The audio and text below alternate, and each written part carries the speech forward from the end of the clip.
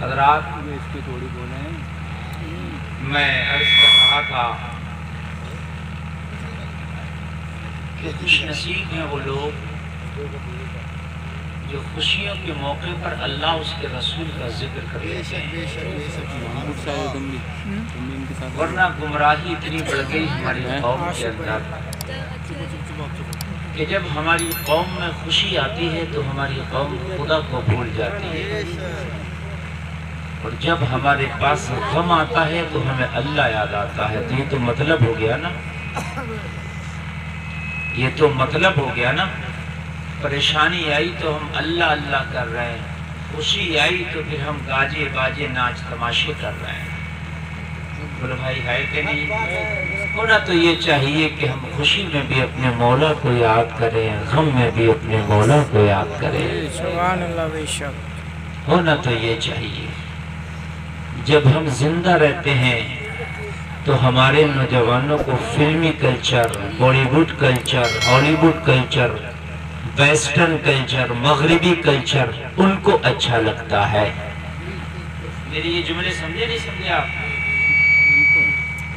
جب زندہ رہتے ہیں تو زندگی میں ہیرو والا کلچر، ہیروئن والا کلچر، انگریزوں والا کلچر، پہننے میں، اوڑھنے میں، چلنے میں، پھرنے میں، اٹھنے میں، بیٹھنے میں، کھانے میں، پینے میں ہم دنیا والوں کو فالو کرتے ہیں۔ یہ بات ہے کہ نہیں؟ دنیا والوں کا ہم فالو کرتے ہیں کہ بھائی دنیا والوں نے یہ کام کیسے کیا، ہم بھی ایسے کریں گے۔ ان کی طرح پہنتے ہیں، ان کی طرح بولتے ہیں، ان کی طرح اٹھتے بیٹھتے ہیں، ان کی طرح کھاتے پیتے ہیں۔ کب کرتے ہیں یہ کام؟ بھول گئے۔ زندگی میں جب زندہ ہوتے ہیں تو کیا کرتے ہیں؟ ہم دنیا کو فالو کرتے ہیں، اور جب مر جاتے ہیں تو پھر ہمیں شریعت یاد آتی ہے۔ ابھی کسی کا انتقال ہو جاؤ، پھر دیکھو کیسی نقطے پہ نماز ہوگی، بھائی کفن ایسے رکھنا، چارپائی ایسے رکھنا۔ یہ نہیں بجانے دیں گے بھائی، آپ کرتے رہو، آپ نہیں مانو گے۔ بغیر بیٹھتے کرنا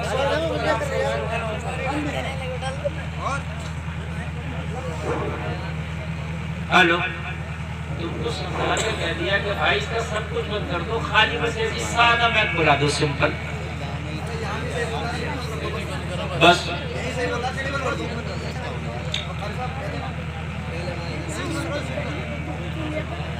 ہیلو، ہاں بس صحیح ہے، اب تم بیٹھ جاؤ، اب اتنا کرم اور کر لو، بس بیٹھ جاؤ۔ صاحب خانہ کدھر ہیں جو پروگرام کرانے ہیں؟ اچھا ماشاءاللہ، والد صاحب ہیں، یہ بیٹھے ہیں، آپ تشریف رکھیں۔ دولہا میاں کدھر ہیں؟ تھوڑی آواز کم کرو۔ دولہا میاں کدھر ہیں؟ دولہا میاں، اچھا ماشاءاللہ، اللہ سلامت۔ والد صاحب کو ان کے بیٹھنے کی جگہ، تو ادھر آئیں، آپ ادھر آ جائیں، ادھر آ جائیں، ادھر آ جائیں۔ آپ نے بہت اچھا کام کیا، اللہ سلامت رکھے، شادی میں برکتیں عطا فرمائے۔ آمین۔ دیکھو بہت محبت سے میری تقریر کو سننا، میں کچھ بتا کر جانا چاہتا ہوں تاکہ آپ لوگ کو کچھ زندگی بھر کام آئے۔ جب جیتے ہیں تو ہمیں دنیا سامنے رکھ کے جیتے ہیں، مرتے ہیں تو موت قرآن شریعت حدیث سب یاد آئے۔ بات ہے کہ نہیں؟ جب مرے گا تو کہے گا کفن کیسا ہونا چاہیے، مولانا کو لاؤ، عہد نامہ کا رکھا جائے گا، یہ کرو وہ کرو، بیٹی کا پردہ بھی لاؤ، بیٹی کی جملی بھی لاؤ، ڈالی بھی لاؤ، قبر کا رخ ایسے کرو، سب مفتی بنے گھوم رہے ہوں گے۔ چارپائی ایسے رکھو، اور بھائی جنازے کی چارپائی یہ لاؤ، عورت کی اگر میت ہے تو بھائی سمجھ کے پردہ کرو، اس کے اوپر سے چارپائی کے اوپر پردہ کر کے لے کے جانا ہے۔ جب قبر میں رکھیں گے تو وہ بھائی رک جاؤ، چاروں طرف سے چادریں تان لو، جنازہ جو ہے اس میں قبر میں رکھ رہے ہیں۔ ایسی ہوتا کہ نہیں ہوتا؟ یہ مسلمانوں مرنے کے بعد اتنی شریعت یاد آئی، جب زندہ تھے تو بالکل شریعت کو بھول گئے۔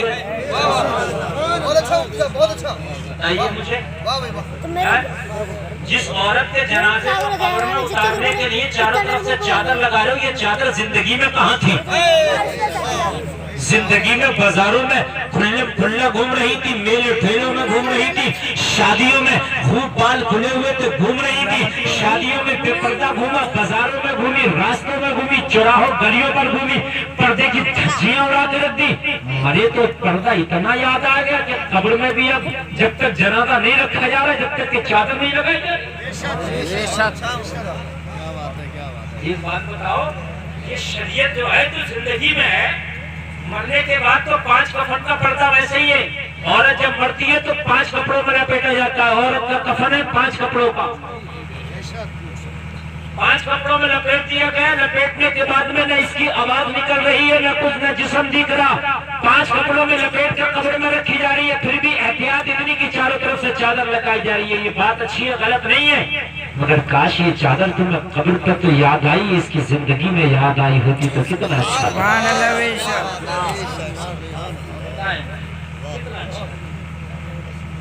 او بھائی، او باپ، او شوہر، مجھے بتا، یہ جو چادر تجھے قبر پر یاد آ رہی ہے، کاش اس کی زندگی میں یاد آتی نا تو یہ چادر اس کی قبر کی زندگی کو آسان بنا دیتی۔ لیکن افسوس کی بات ہے، ہمیں سب شریعت یاد آتی ہے تو کب؟ مرنے کے بعد۔ پھر کوئی کبھی نہیں کرے گا، پوچھے گا حضرت تیجے میں کتنے چنے لاؤں، چنے اتنی لاگا جتنے بتا دے گا، جبکہ تیجے میں چنے کم بڑھتی ہو سکتے ہیں، کوئی میعاد نہیں ہے کہ اتنے ہی آئیں گے، ہے نا؟ بہترین پھل لاگا فاتحہ کے لیے، اور کوئی پھل نہیں چھوڑے گا فاتحہ کے لیے جو لے کے نہیں آئے گا۔ اور میرے بھائی، تیرے باپ کی فاتحہ میں اگر پھل نہ بھی ہو تو چلے گا، لیکن جب تیرا باپ زندہ تھا تب اسے پھل کھلایا ہوتا تو کامیاب ہو جاتا۔ زندہ تھا باپ تو نے پھل کھلایا ہوتا، اس کی فاتحہ میں پھل رکھنے سے کیا فائدہ ہو؟ تو میں یہ سب کھا جائیں گے؟ فاتحہ کا پھل تو مرنے والے کو نہیں ملا نا، وہ پھل اس لیے لا کے دکھاتا کہ میں باپ سے کتنی محبت کرتا تھا۔ 10 گاؤں کے لوگ میرے باپ کی فاتحہ میں آئیں گے، دیکھ لیں بیٹوں کی محبت تو دیکھو، کوئی پھل چھوڑا نہیں ہے۔ وہ بیٹو، یہ پھل تیرے باپ کے کس کام کا ہے یہ بتا؟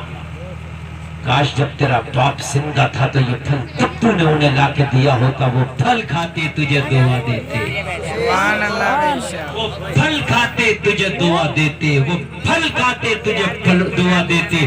خدا کی قسم، تو انہیں پھل کھلاتا، ان کی دعا سے تو پھل بھی جاتا، پھول بھی جاتا۔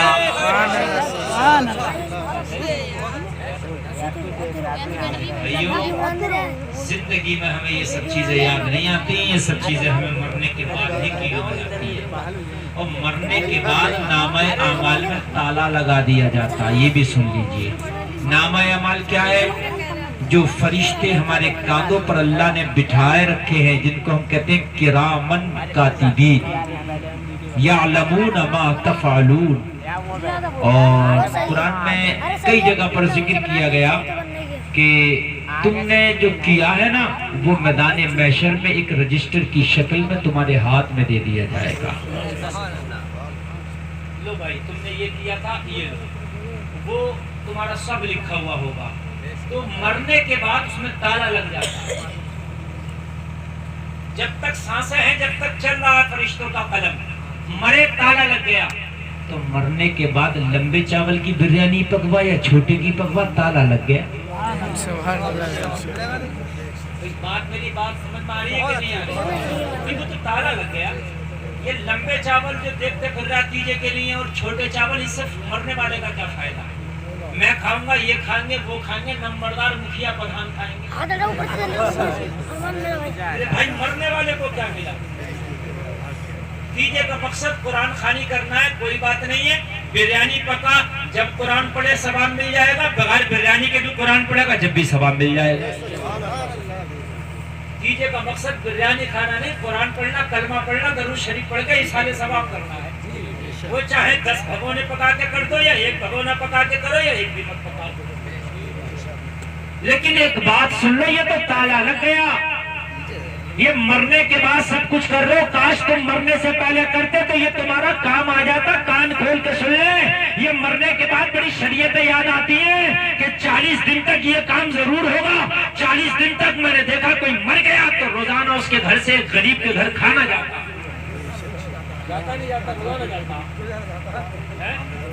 آپ کہہ بھی جاتا نہیں جاتا، جبکہ پوری بات نہیں ہے۔ یہ بھی سن لیجیے، اچھی باتیں کھلانا چاہیے، میں یہ نہیں کہہ رہا لیکن کاش تو نے زندگی میں کھلایا ہوتا تو کتنی اچھی بات تھی. کسی غریب کو زندگی میں کھلایا ہوتا, اپنے ہاتھ سے کھلاتا. تیرے مرنے کے بعد کھانا کھلایا جا رہا.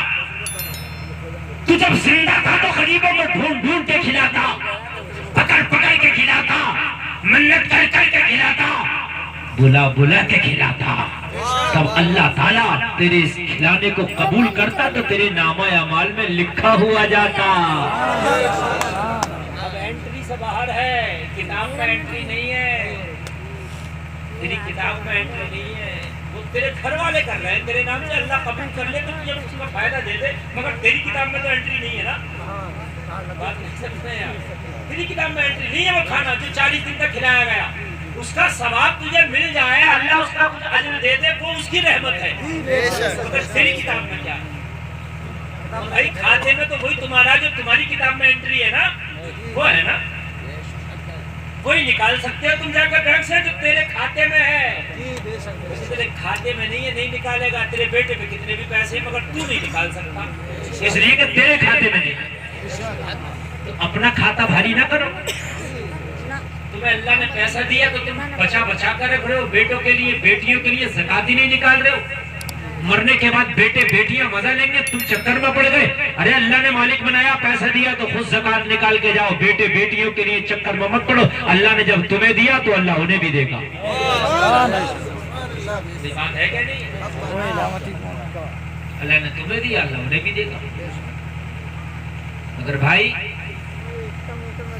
ہمارے حالات سے اتنے رہ گئے, جمعے کے دن ہم پکے مسلمان ہو جاتے ہیں, نہا دھو کر ٹوپی رکھ کے نماز پڑھ لیتے ہیں, اور مرنے کے بعد ہم جو ہے شریعت یاد آ جاتی ہے. بس اس کے بعد پتہ نہیں کہ ہم ہیں کہاں, جی کہاں رہے, ہم کر کیا رہے.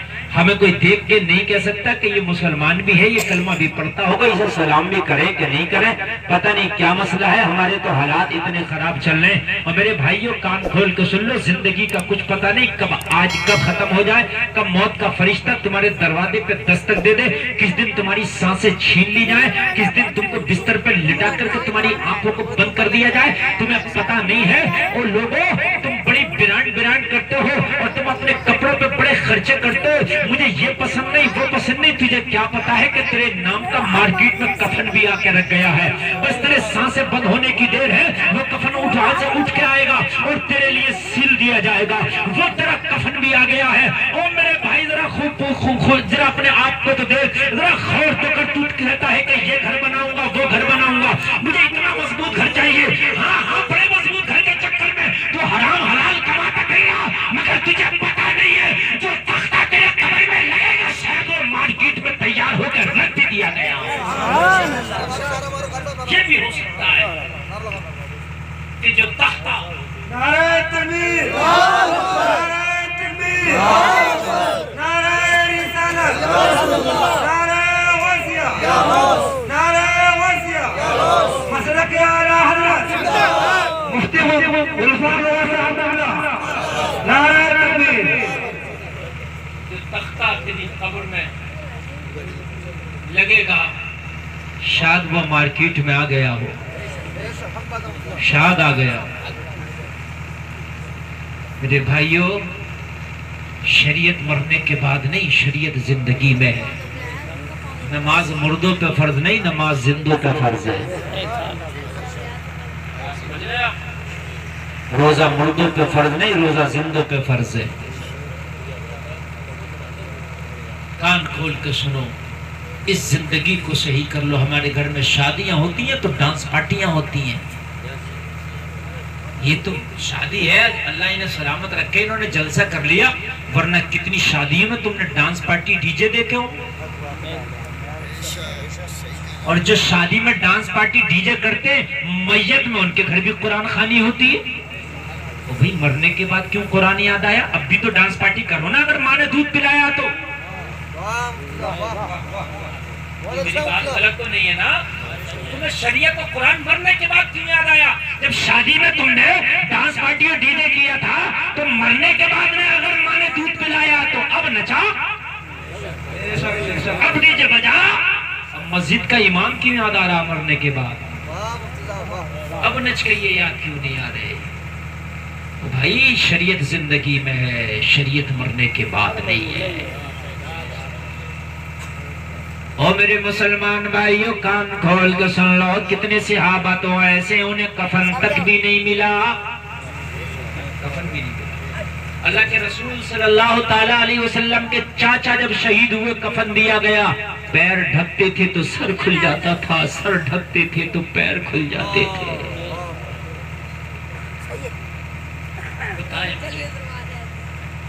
مرنے کے بعد کہ یار کیا ہے، تم تو اسی پر بیٹھے ہو کہ ہمارا لمبے سے بریانی پک جائے گی، جنت مل جائے گی۔ نہیں یار، دنیا کے عمل کام کرتے ہیں، زندگی والے عمل کام کرتے ہیں۔ مرنے کے بعد تو کتنے صحابہ کو صحیح سے کفن نہیں مل پایا، لیکن خدا کی قسم جنت کے 1 نمبر کے وہ حقدار ہیں۔ میرے نبی کے چاچا کو کفن دیا گیا تو کبھی سر ڈھکتے تھے تو پیر کھلتا تھا، پیر ڈھکتے تھے سر کھلتا تھا، آخر میں گھاس اکھاڑ کے جنگل سے ڈال دی گئی۔ ہم تو شکل کرتے ہیں ہمیں تو یہ نہیں، ہمیں تو وہ نہیں۔ لوگوں ذرا غور کرو، ہم کہاں ہیں؟ زندگی دی ہے اللہ نے، یہ نعمت ہے۔ کم سے کم میں یہ نہیں کہہ رہا کہ آپ غوث اعظم والے جو ہے عبادت کر لو، لیکن کم سے کم لوگوں جو اللہ نے تم پہ فرض کیا ہے، نماز کا وقت ہو تو ہرگز نہ چھوڑو، بولو تو کبھی جھوٹ نہ بولو، تولو تو کبھی کم نہ تولو، لوگوں اخلاق و کردار اچھے کرو، اپنی عزتوں کی اور اپنے گھروں میں پردوں کی مکمل طریقے سے خاص توجہ دو۔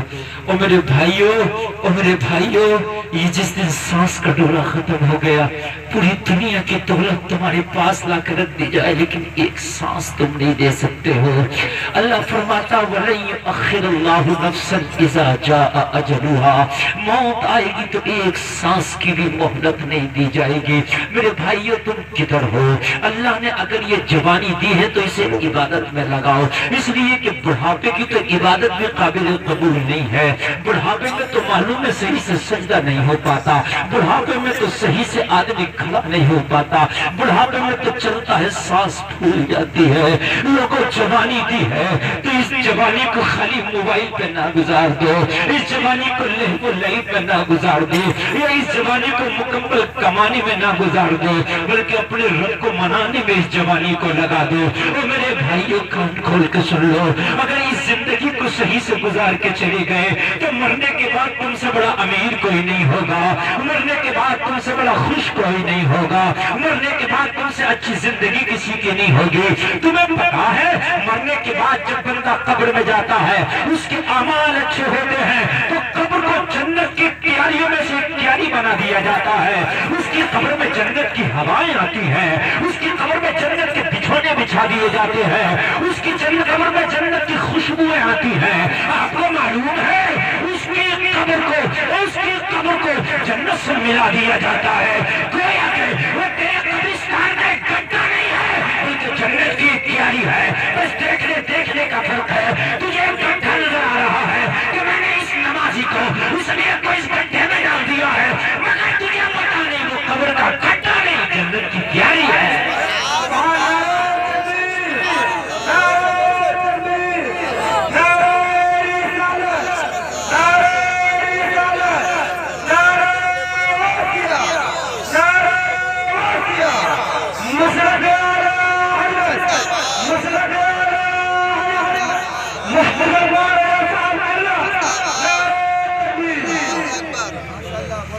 مٹی نہ سمجھو، قبر جو ہے بڑی خوبصورت چیز بھی ہے، بہت خوبصورت چیز۔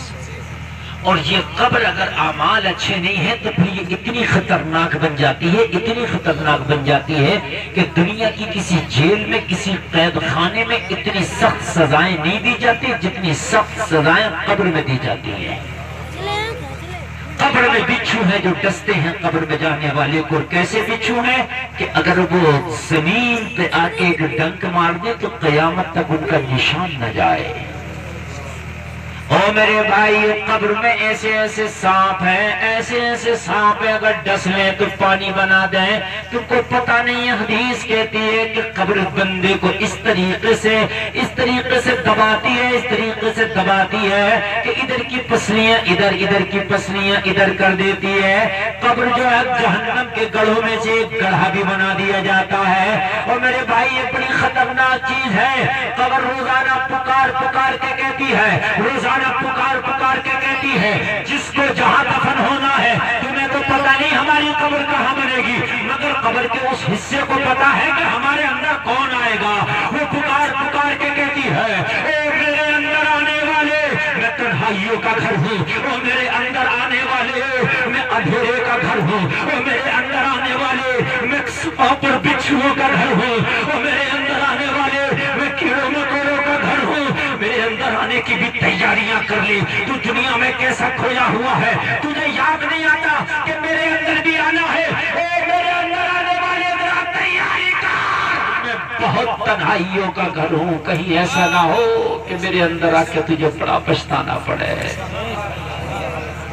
لوگوں کوئی اور نہیں آئے گا، یہی مولانا لوگ تمہیں بتانے کے لیے آئیں گے۔ کم سے کم باتوں کو سمجھو۔ چند دن کے مزے کے لیے آپ گناہوں کو مول نہ لو، گناہوں کو نہ خریدو۔ آج اس شادی کی محفل میں یہ چند باتیں میرے دل کو لگ رہی تھی جو بتانا تھی۔ اللہ کرے کہ ان پر ہم سب کو عمل کی توفیق عطا ہو۔ سارا مجمع بولے ایک بار ذرا زور سے سبحان اللہ، اور زور سے بولو سبحان اللہ۔ میں نے بات شروع یہاں سے کی تھی کہ شریعت ہمیں مرنے کے بعد یاد آتی ہے، جبکہ شریعت زندگی میں یاد آنا چاہیے۔ بات ہے کہ نہیں ہے؟ مرنے کے بعد کہتے ہیں بھئی کیسا ہونا چاہیے، کیا ہونا چاہیے؟ زندگی میں نہ کہو شادی میں بارات کیسی ہونی چاہیے، جہیز کیسا ہونا چاہیے، کھانا کیسا ہونا چاہیے، یہ کہو نا شریعت کیا کہہ رہی ہے۔ یہاں تو سب بھول گئے، مرنے کے بعد سب یاد آتا۔ ہائے ہائے، اگر یہ یاد بھی آیا نا تو خدا کی قسم اللہ کے نیک بندوں کو زندگی میں شریعت یاد آتی تھی۔ زور سے کہہ دو نا سبحان اللہ، اور زور سے بولو سبحان اللہ۔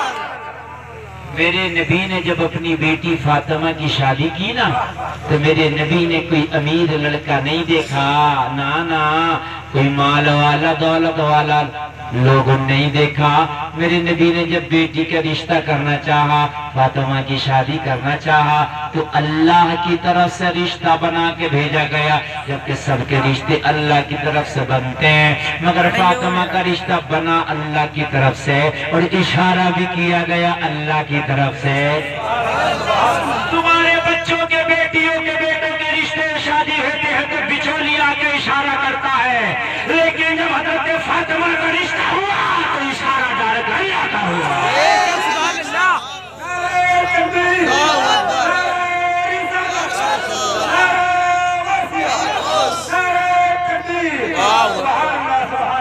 اشارہ ہو گیا، اشارہ ہو گیا، اشارہ ہو گیا۔ او میرے نبی، فاطمہ کا رشتہ شیر خدا کے ساتھ کر دو، مولا علی کے ساتھ کر دو، حیدر کرار کے ساتھ کر دو، فاتح خیبر کے ساتھ کر دو۔ علی کے مالی حالت بڑی کمزور تھی،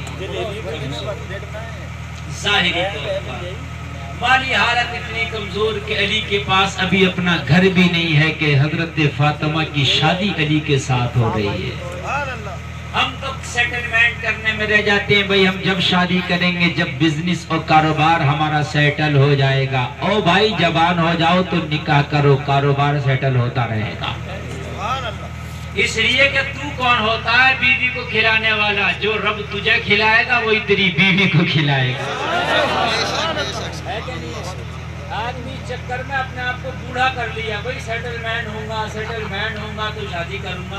اور بھائی اللہ نے جب چگا یہ منہ کھولا ہے تو چگا بھی دے گا، ہے نا؟ اللہ نے منہ دیا ہے تو تیرے رزق کا بھی انتظام کر کے رکھا ہے۔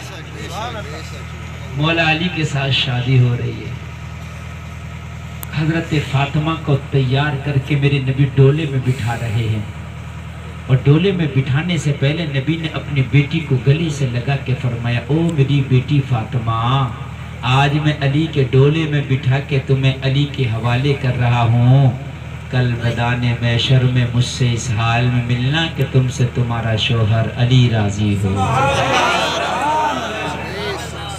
علی راضی ہو۔ لوگوں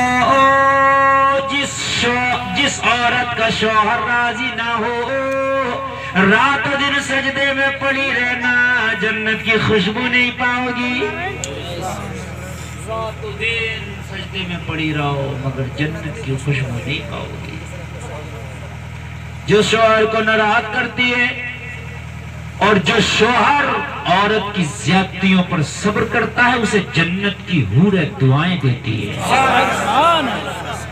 کہتی ہیں تو دنیا میں برداشت کر، تیرے مرنے کے بعد ہم تیری خدمت کے لیے تیار ہیں۔ آج کل کچھ قانون کیا سخت ہو گئے، بعض عورتیں تو اتنی مختار ہو گئی ہیں، اتنی یار ہو گئی ہیں، سوچتی ہیں کہ سب کچھ تو ہمارے ہاتھ میں، زیادہ کچھ کرے گا بھی نتوا دے گی۔ صحیح ہے، زیادہ کرے گا تو ابھی ایک FIR لکھ کے دینا، نتوا دیں گے، ہماری چلے گی، اس کی تھوڑی چلے گی۔ تو بات بھی ایسی ہو رہی ہے۔ وہ غریب پریشان ہے، وہ غریب تکلیف میں ہے، کرارا مگر کرے تو کیا کرے، یہ اپنی عیاری مکاری سے باز نہیں آ رہی ہے، مگر کر لے، تجھے جتنا کرنا ہے، یہ دنیا کے قانون ہے، تیرے جھوٹوں پر چل رہے ہیں۔ جس دن تم مرے گی نا، اللہ کا قانون تیرے سامنے جب آئے گا تو تیری نہ عیاری چلے گی نہ تیری مکاری چلے گی۔ کھول کے سن، بعض آدمی کو جھیلتے ہوئے پوری پوری زندگی ہوگی، وہ جھیل رہا بیچارہ۔ اگر کان کھول کے سن لیں، یہ دنیا کے قانون ہے جو سخت بنا دیے گئے، لیکن اللہ کا جو قانون ہے نا، وہ بالکل انصاف والا قانون ہے، بالکل انصاف۔ میرے نبی نے بتایا کہ نبی کی بیٹی سے زیادہ کوئی نیک ہو سکتا ہے؟ اور نبی کی 4 بیٹیاں ہیں، چاروں بیٹی میں کوئی فاطمہ سے زیادہ نیک ہو سکتا ہے؟ فاطمہ سے یہ جملہ کرے کہ اس حال میں ملنا کہ علی راضی ہو۔ پتا چلا کہ میرے نبی نے مین بات بتا دی، فاطمہ اگر جنت وہاں چاہتی ہو، اگر اپنے بابا کو خوش رکھنا چاہتی ہو تو علی کو خوش کر کے جانا، علی کو ناراض کر کے نہ جانا۔ اور اچھی بیوی وہ ہے جو شوہر کی حیثیت کے مطابق اس سے ڈیمانڈ کرے۔ کوئی پڑوسی تو 1 لاکھ روپے مہینہ کما رہا، اس کی بیوی بڑی ڈیمانڈ کر رہی ہے، لیکن تمہارا شوہر 10,000 روپے مہینہ کماتا تو تم 1 لاکھ والوں کی برابر ڈیمانڈ نہ کرو، اپنے شوہر کی حیثیت کے مطابق ڈیمانڈ کرو۔ یہ بھی کان کھول کے سن لیں۔ حضرت علی جب شادی کر کے فاطمہ کو اپنے گھر لے کے آئے تو حضرت فاطمہ کو کبھی فاقہ ہوتا، کبھی کھانا ہوتا، کبھی فاقہ ہوتا، کبھی کھانا ہوتا۔ کون بیٹی ایسی ہوگی کہ جو جائے ودا ہو کر فاقے لگ جائیں؟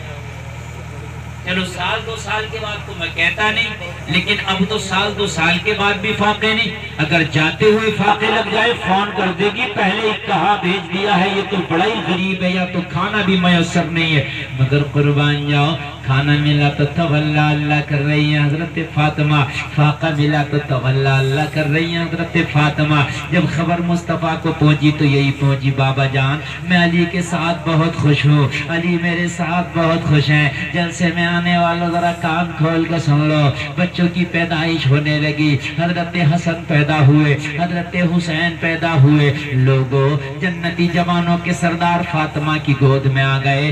ابھی تک تو فاطمہ کو فاقے ہوتے تھے، لیکن حسن حسین کو بھی فاقے ہونے لگے۔ اب ذرا مجھے بتاؤ، سینے پہ ہاتھ رکھ کے تم تو فاقے کو برداشت کر سکتے ہو، مگر اپنے بچے کے فاقے کو کوئی برداشت نہیں کر سکتا، مگر یہ فاطمہ کا گھر ہے، شکوہ ایک دن بھی زبان پہ نہیں ہے، روزانہ خوشی کی خبریں جا رہی ہیں، کبھی فاطمہ کے گھر میں صبح میں فاقہ ہے، کبھی شام میں فاقہ ہے، مگر علی سے کبھی جھگڑا نہیں ہو رہا ہے، علی سے کبھی شکوہ نہیں ہو رہا ہے۔ لوگوں ذرا غور کرو، کرو. وہی فاطمہ ہے فاقوں پہ فاتح گزار رہی ہے لیکن سجدہ شکر ادا کر رہی ہے. راتیں ختم ہو جاتی ہیں مگر فاطمہ کا سجدہ ختم نہیں ہوتا.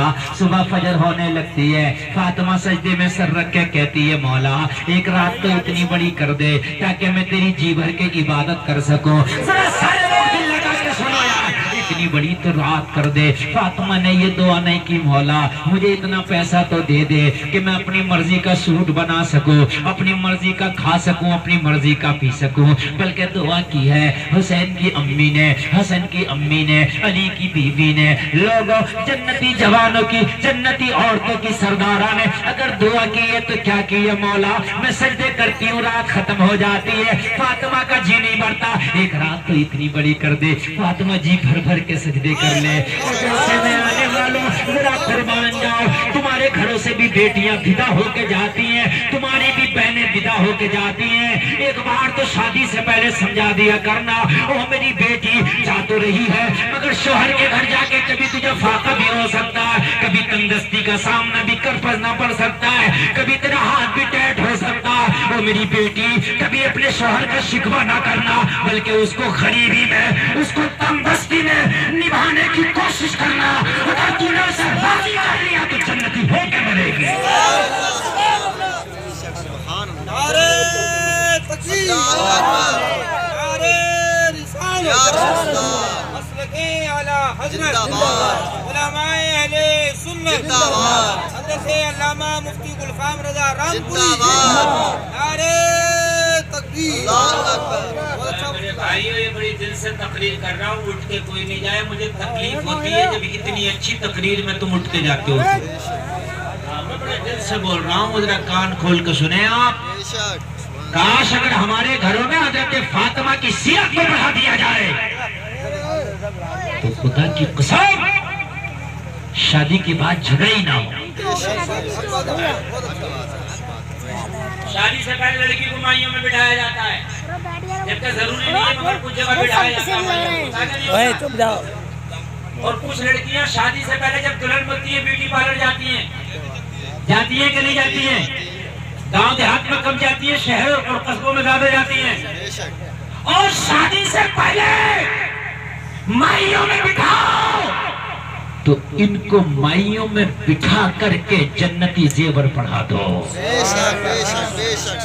جنتی زیور میں یہ آ جائے کہ شوہر کے ساتھ مجھے کیسے رہنا ہے. مائیوں پھل کھانے کے لیے نہیں ہے, مائیوں اس لیے سکون سے بیٹھ گیا اللہ اللہ کر لے اور کچھ جو ہے شوہر اور بیوی کے درمیان کے جو رشتے ہیں انہیں پڑھ لے.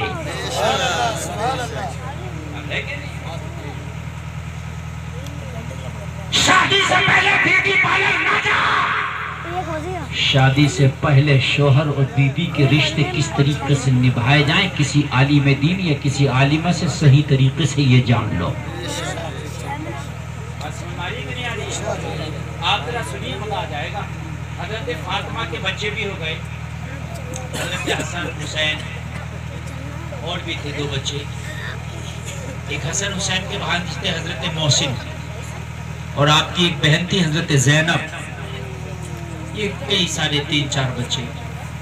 لیکن گھر میں یہی ہوتا کہ کبھی فاقہ ہو جاتا, کبھی کھانا ہو جاتا, کبھی 2 روٹی ہوتی تو 6 کھانے والے ہوتے, کبھی 4 روٹی ہوتی تو 6 کھانے والے ہوتے, کبھی خالی پانی پی کے سو جاتے. یہ فاطمہ کے گھر کا معاملہ. ایک دن حسن اور حسین کی طبیعت خراب ہو گئی. دونوں بھائیوں کو بڑی تیزی کا بخار. حضرت فاطمہ نے ہاتھ رکھا, بچوں کا بدن جل رہا تھا. حضرت علی گھر پہ تشریف لائے. حضرت فاطمہ کا دیکھا چہرہ ملول ہے, حضرت فاطمہ اداس ہیں. لوگوں اب شوہر کی بھی ذمہ داری ہے, جب گھر میں آئے بیوی کا چہرہ اداس ہو تو پوچھے کیا بات ہے. اور ایک بات بتاؤں میں آپ کو, شوہر گھر میں آئے تو